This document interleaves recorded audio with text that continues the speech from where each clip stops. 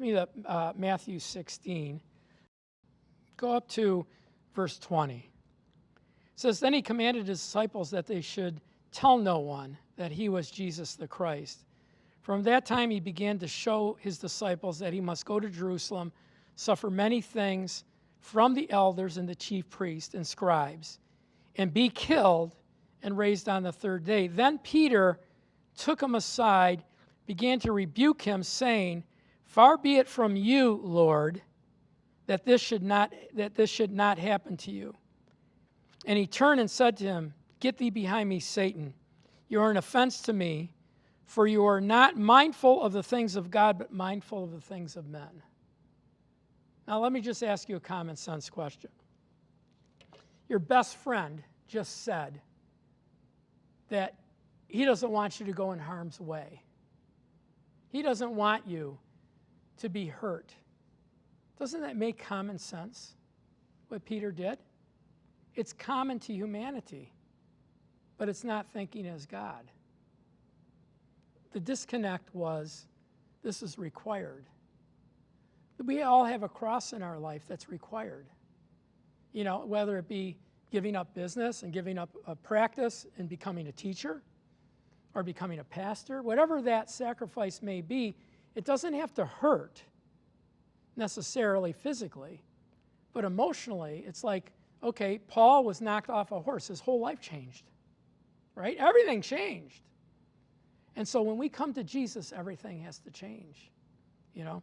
And so, you know, you look at this and you say, well, if my friend said that, I would say, I'm going to help you. I don't want you to go through it.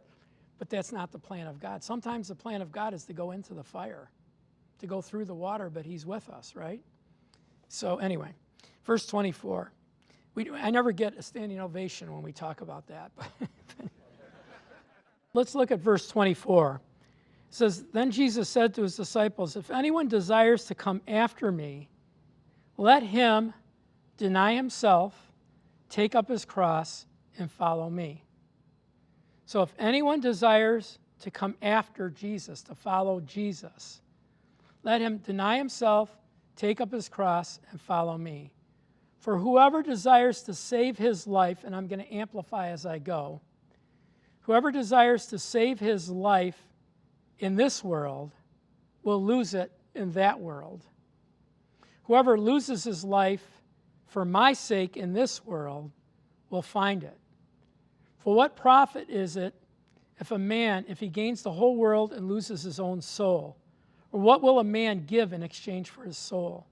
For the Son of Man will come in his glory of his Father with his angels, and then he will reward each one according to his works.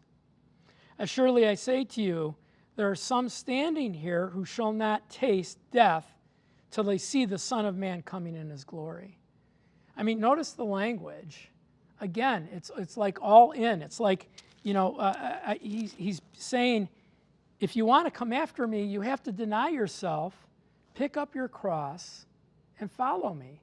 He said, and you have to lose your life here. You have to lose it here. I mean, there's no way to make this lighter than the weight that it has in the Scripture. In other words, it's like if we join the Army, 2 weeks in the boot camp, can we say, hey, Sarge, I want to go home and visit Mommy? We don't. We can't, right? That's the cost of believing him